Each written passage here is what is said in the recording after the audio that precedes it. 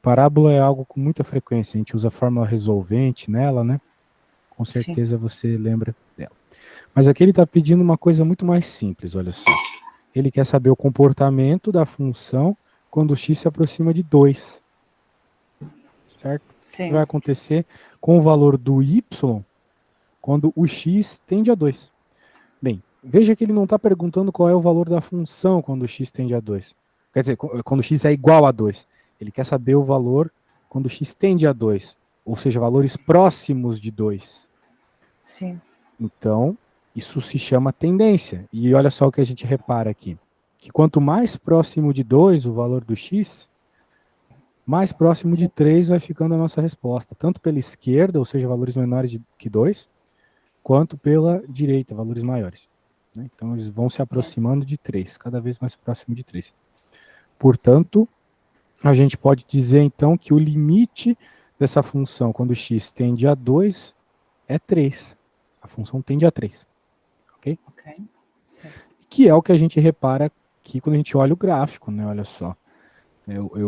Para saber o valor de um ponto, né, eu escolho o x, por exemplo, e faço uma reta horizontal aqui, e vou até o valor do y, eu vejo que é 3. Perfeito. Tá, então isso é limite, tá? É a noção mais básica que a gente pode ter de limite. Claro que as coisas nem sempre são tão claras. Por exemplo, esse problema aqui. Nós temos uma função um pouquinho diferente, né? Ela tem raiz embaixo e tal. Nada fora do comum do que pode cair em cálculo. Certo. Só que acontece uma coisa muito curiosa aqui. Né? Ele quer saber qual que é o limite quando a função tende a 0. Na conta anterior, se a gente simplesmente jogasse o valor de 2 na função, olha o que aconteceria. Ficaria 4 menos 2, isso dá 2. 4 menos 2, 2. Mais 1, 3. Que é justamente a resposta que a gente teve. 3, né? 3. Então, de modo geral, se a gente joga o valor na função, funciona. Mas se eu jogar o 0 nessa função específica aqui, olha só o que vai acontecer. Vai ficar 0 em cima e 0 embaixo. Porque aqui, se eu substituir, vai ficar simplesmente 0. E aqui vai ficar 1 menos 1, que também dá 0. Então, a resposta, na verdade, se eu simplesmente jogo o valor, 0 sobre 0. Né? Mas ele está dizendo aqui que a resposta é 2. O que é bem curioso. Né? Então, de alguma forma, a gente tem que mostrar isso aparecendo. Então, como é que a gente vai mostrar isso aparecendo? Né? A gente vai verificar o mesmo que foi feito lá, colocando valores próximos de 0. Né? Valores próximos de 0. Menos 0,001.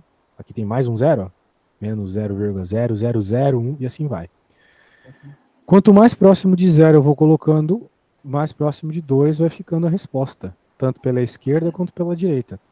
Então, tanto pela esquerda quanto pela direita, a tendência é que o valor da função seja 2. Apesar de que na hora que eu coloco o 0 aqui, não apareça o 2. Então, isso nos leva a concluir o seguinte.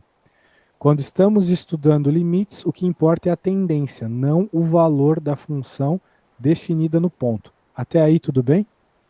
Ok. Perfeito. Então, continuemos. Bem, o limite ele serve para muitas coisas, mas a principal delas é encontrar a continuidade de uma função, verificar se a função é contínua ou não. Ela ser contínua é seguir uma série de regras, mas visualmente ela ser contínua, ela não ter buracos. Né? Por exemplo, isso aqui é claramente descontínuo. Tem um baita de um buraco aqui, né? Aqui também. Sim. E o limite ajuda a gente a verificar a continuidade. Porque o limite ele não está, novamente, vou falar isso, ele não está interessado no valor da função no ponto, mas sim na tendência pela esquerda e pela direita. Então tu podes notar aqui que pela esquerda o valor até o comportamento da função é 1, né, que é essa reta decrescente, e vai te dar um valor aqui embaixo, e pela direita, né, aqui em cima. São dois valores diferentes. Tudo bem? Tudo. E aí, tu te lembras que na última aula a gente viu um pouquinho de módulo? Sim. Pois é. Então, tu te lembras que módulo é aquilo que deixa a conta positiva, né? Deixa os números ali dentro positivos. Mas note que ele não faz só isso, né? Ele muda o comportamento da função. Então, Eu falei brevemente para ti sobre isso, agora a gente vai ver esse comportamento na prática. Por quê? Porque note que então a gente tem duas retas, né? Uma quando os valores de x eles são positivos, que é o que ele está supondo aqui, e outra quando eles são negativos. Uma reta em cima e uma reta embaixo. Então, se tu estiver jogando valores para cima de 1, 2, 3, 5, 1 milhão, 1 trilhão, vai ser uma reta horizontal, assim. E negativos a mesma coisa, uma reta horizontal aqui embaixo. E a gente repara que no zero, que é o ponto onde a gente tem que testar a continuidade aqui, tem um baita de um buraco, né? Olha só que buraco. Sim. Então ela claramente descontínua, não é mesmo? É isso aí. Exato. Então o que acontece é esse teste aí, né? O que acontece é que se você fizer pela esquerda e pela direita, a função pela direita dá um positivo, que era a reta aqui em cima, e pela esquerda dá um negativo, que é a reta aqui embaixo. Então são valores diferentes. E esse é o ponto. Quando você tem valores diferentes, num limite como esse, pela esquerda e pela direita, significa que a função então ela é descontínua, ela não tem limite. Ok? Então a gente está sempre buscando situações que nem aqueles primeiros exemplos que eu te mostrei, para que a função seja contínua e a gente possa trabalhar. Ok. Muito bem, tranquilo até aí, né? Então Sim. tá bom. Beleza. Então, se um dia te perguntarem assim, veja, verifique se o limite dessa função existe. A única coisa que você tem que fazer é calcular o limite à esquerda e à direita do ponto que lhe pediram, né? É sempre Certo. em relação a um ponto que lhe pedem, né? Por exemplo, aqui, ele está te pedindo em relação ao 2. Porque para todos os outros valores, está tranquilo, não tem problema algum. Mas no 2 nós temos essa mudança de comportamento, olha. Mudou completamente o comportamento aqui por causa que mudou a equação que rege a nossa função durante esse processo. Né? Se a gente vê graficamente, são duas retas bem diferentes, tá vendo? Então, né, a gente nota novamente uma descontinuidade, o gráfico está aqui para ajudar a gente a visualizar. E é isso. Então, muito bem. O que acontece aqui é o seguinte. Se tu tem essa ideia em mente, tá bom. Limite vai ser, então, essa verificação sobre a continuidade da função. Se pela esquerda e pela direita der valores diferentes, então temos uma descontinuidade, não temos o limite. Muito bem. Isso é a definição, é o que importa, é o uso que você vai dar para o limite. Mas às vezes o professor vai simplesmente pedir para você resolver uma conta, né? Tal qual essa aqui, olha só, que a gente estava conversando, né? Que eu falei para você que dava 2, né? Apesar de quando você joga o valor zero, dá 0 dividido por 0, e note que 0 dividido por 0 não é 0, né? Porque lembra que na escola eles nos ensinam a nunca dividir por 0? Lembra da tua professora falando isso para você? Certo. Então, aqui vai acontecer justamente isso. A gente não pode dividir por 0 porque é uma indeterminação. Na matemática a gente tem isso que a gente chama de indeterminação. Quando aparece uma indeterminação, significa que ela está escondendo a resposta de verdade. Então, se apareceu 0 dividido por 0, tu está com um problema. Tu tem que sair desse problema. E olha só o que ele fez aqui para verificar esse problema, né? Para sair do problema. Ele fez uma multiplicação, simplesmente. Ele pegou o que a gente chama de conjugado da parte de baixo da função e multiplicou aqui, olha só. Daí, quando ele fez isso, ele simplificou um monte de coisas e ficou desse jeito. Ou seja, essa função aqui é igual a essa simplificada. Tá bom? Ok. Sim. Então, essa é a dica. Quando te pedirem para resolver um limite, aparece uma indeterminação do tipo 0 dividido por 0, infinito dividido por infinito, e entre outras, que estão lá no começo da apostila, página 2, você vai ver elas, você vai ter que fazer álgebra. Você vai ter que resolver algebricamente essa indeterminação utilizando alguma técnica que simplifique a tua função, tá bom? Então, é por isso que agora eu vou te mostrar uma coisa bem legal. A gente vai pular toda essa teoria aqui, já que você é uma mulher ocupada, né, tem seus filhos, a gente não pode ficar perdendo tempo em detalhes, né? Vamos focar só no que realmente importa. E é o cálculo de limites. Isso eles cobram em tudo quanto é lugar. Exame nacional, nas provas de cálculo das faculdades, pode ter certeza que isso eles vão te cobrar. Certo. Então, Foco na página 71 dessa apostila que eu te enviei, né? Recentemente eu te Sim. enviei essa apostila. Né? Ah, falando nisso, como é que foram lá as atividades que a gente fez lá? Deu tudo certo? Ainda não recebi. Não? Ah, Não. acho que deu Quando tudo certo. receber, quando receber eu vou falar. Perfeito. Então tá bom. Yeah. Bem, então a gente tem algumas propriedades aqui que é bom de decorar. Então, temos essa aqui, olha só, que quando você tem a soma dentro de uma expressão, você pode fazer o limite de cada um dos termos separadamente, né? Então facilita muito a nossa vida. Você não precisa somar as coisas aqui e depois fazer o limite. Você faz o limite mesmo. Então, isso às vezes facilita, às vezes não facilita. Isso é uma ferramenta, tá? Vai usar quando for apropriado. Ok. Nem é ferramentas mesmo, né? Por exemplo, uma chave de fenda não serve para você comer, mas ela serve para você apertar um parafuso. A faca também serve para você apertar um parafuso, mas ela é melhor para comer, né? Então você usa a ferramenta na situação que for apropriada. Não estou te dizendo para sempre fazer isso. Tem que fazer quando for apropriado. Aqui tem também outra situação interessante. Você pode passar a constante para fora do limite e resolver o limite só da função. Se for um número, por exemplo, 2 vezes x. Passa o 2 para fora e faz o limite só do x. Quando você tem a multiplicação, você também pode fazer o limite de cada um. Na divisão, a mesma coisa.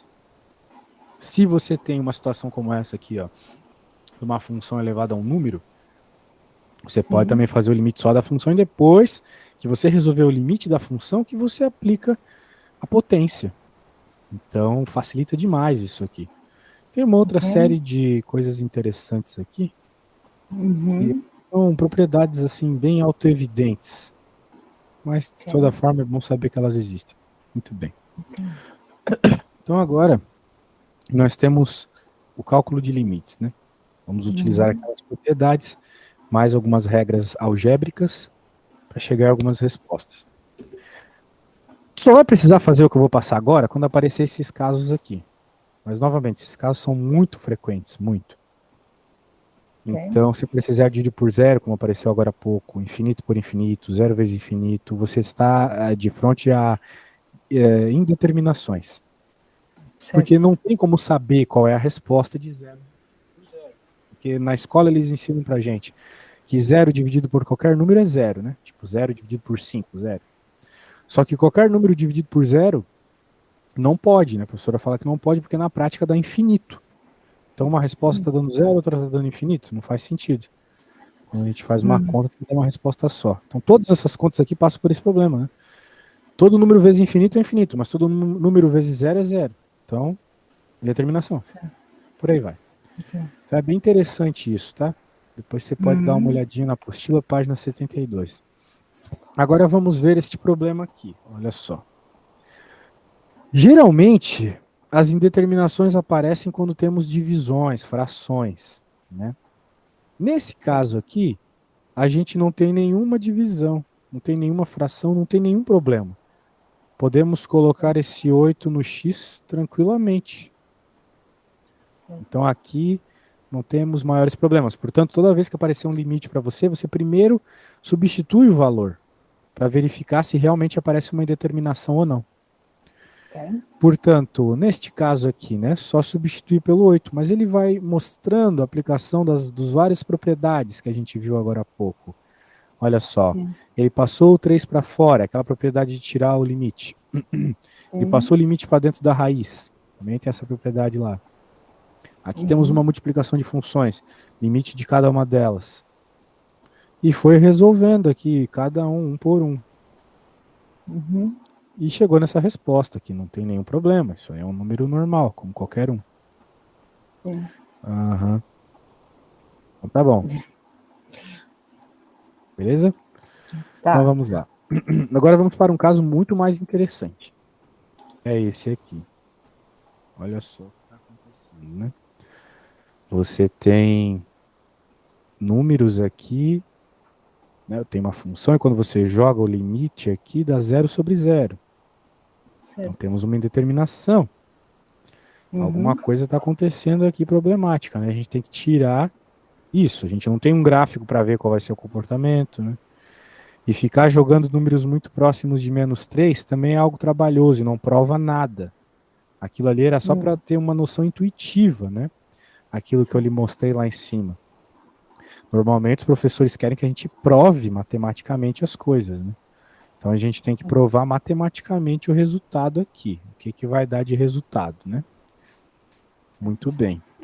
Então, assim, pela matemática que tu lembra, assim, tu lembra uma coisa que quando a gente tem uma equação de segundo grau como essa aqui, dá para escrever ela de forma fatorada, em fatores, em pedaços de multiplicação? Tu lembra algo do gênero?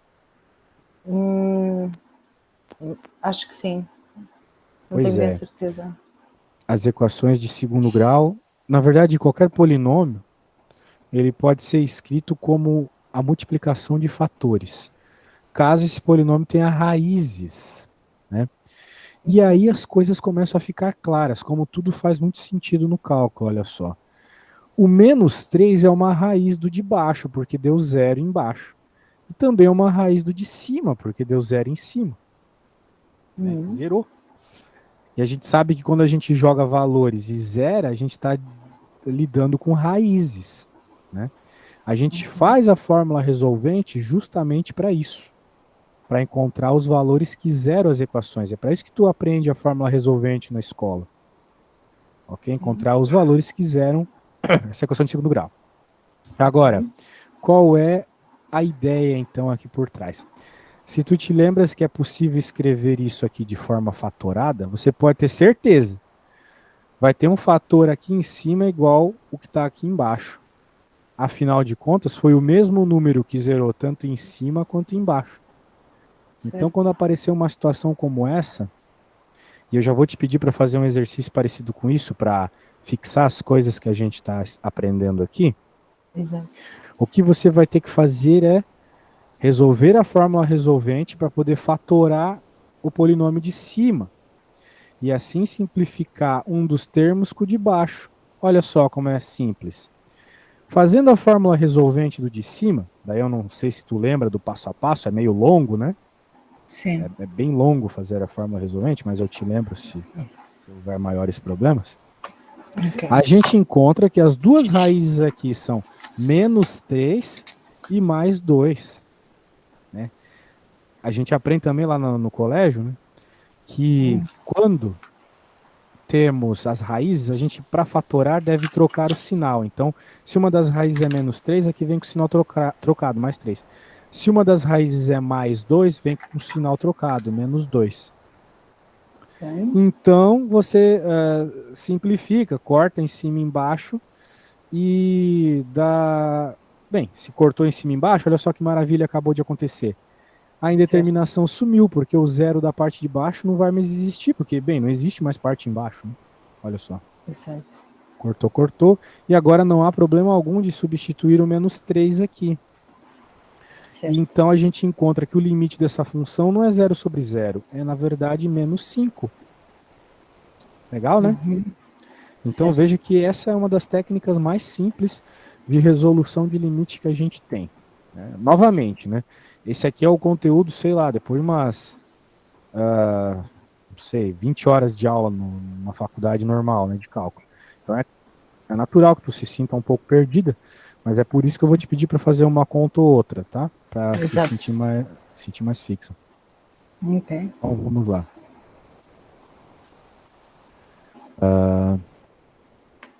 Deixa eu abrir aqui para você, eu vou propor uma para você.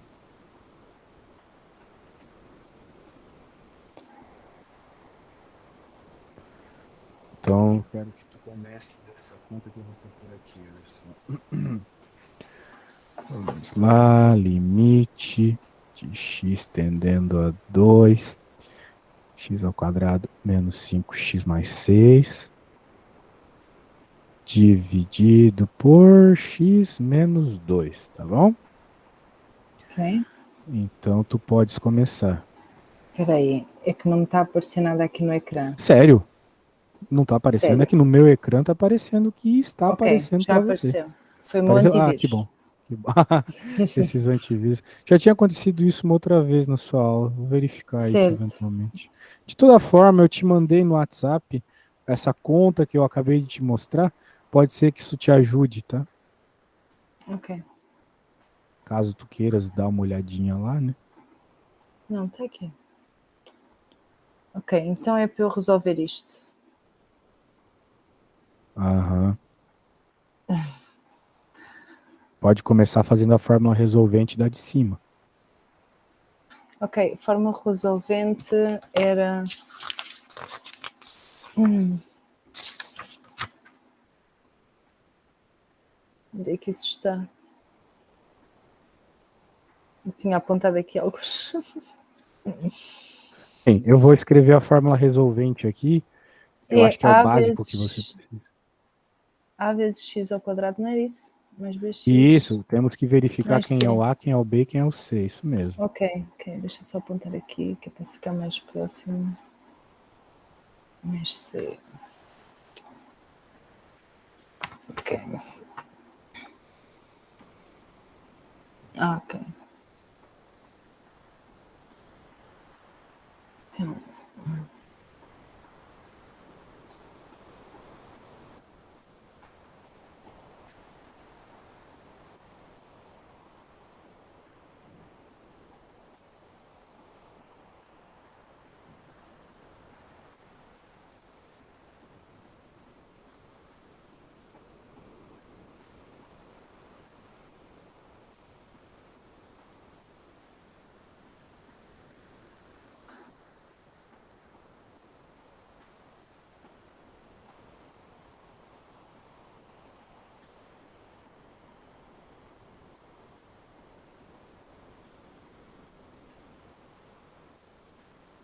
Qualquer dúvida, fala, tá? Tô por aqui. ok.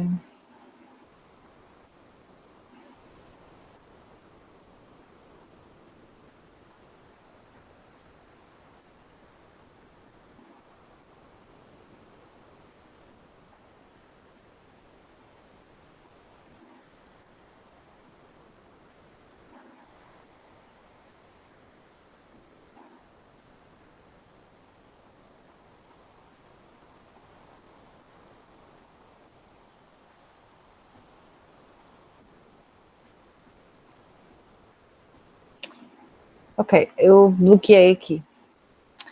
Então, utilizando a fórmula resolvente, não é? Em cima, eu se aplicar a fórmula e trocar o x pelo 2, isto vai dar 0. Aham. Ok. E justamente isso, né? Começamos verificando isso. Muito bem. Se você se substituir, né? Vai ficar 0/0. Isso mesmo. Sim, Então, por isso que sim. você precisa fazer alguma álgebra, tal qual na questão que eu acabei de te mostrar, para desaparecer com essa indeterminação. Ok.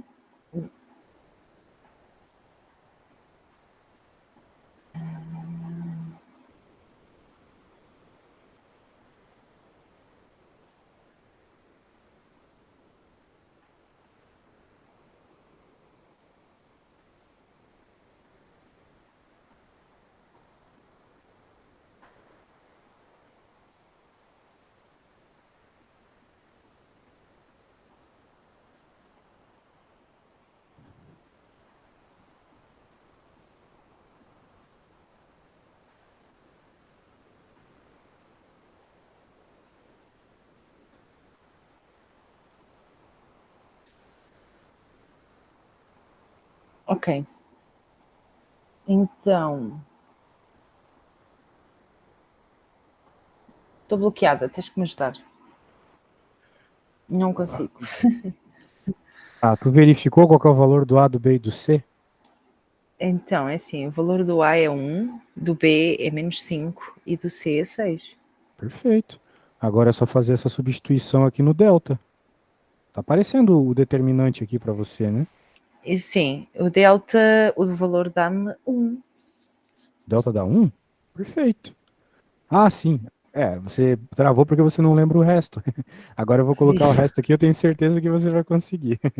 O resto é assim, ó, menos b, mais ou menos o raiz do delta, por 2a.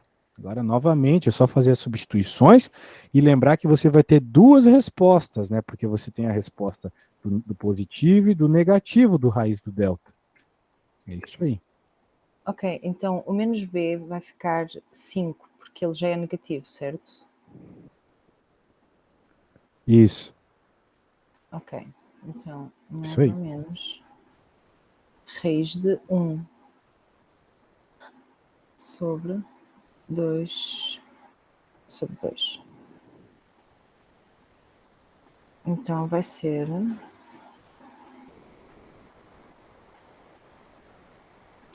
Portanto, a resposta vai ser 6 sobre 2 ou 4 sobre 2. Portanto, é 3 ou 2. É isso? Isso aí. 3 e 2. Muito bem. São as duas raízes. X igual a 3 e x igual a 2. Ok. Muito bem.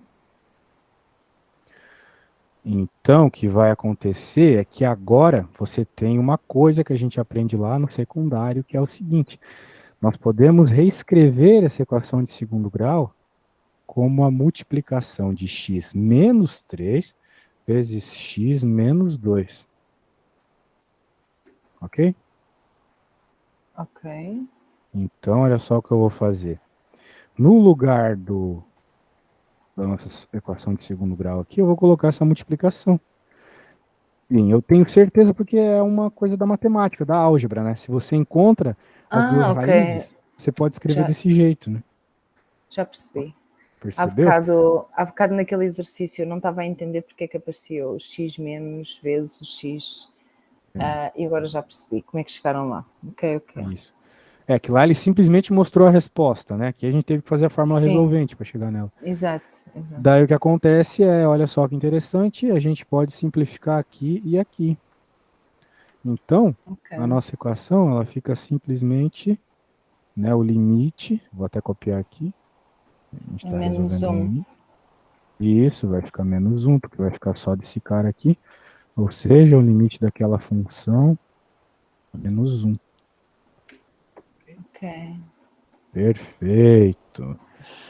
Muito bem, então, né, não foi um bicho de sete cabeças, né? Fazer a fórmula resolvente é só decorar o passo a passo. Esse Ok. e esse. Yeah. E depois fazer a substituição, lembrando que você pode trocar a equação por os termos fatorados, né? A gente chama isso de fatoração.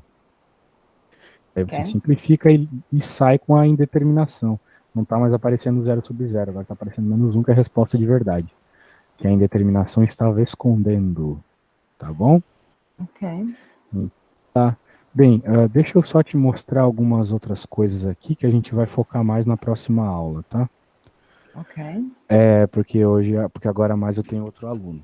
Então é o seguinte, a gente vai ter vários outros casos aqui que vai ter que utilizar de toda a álgebra que a gente aprende no secundário, né? Por exemplo, esse aqui, a gente vai ter que fazer novamente a multiplicação pelo conjugado, é o que ele fala e não faz, né?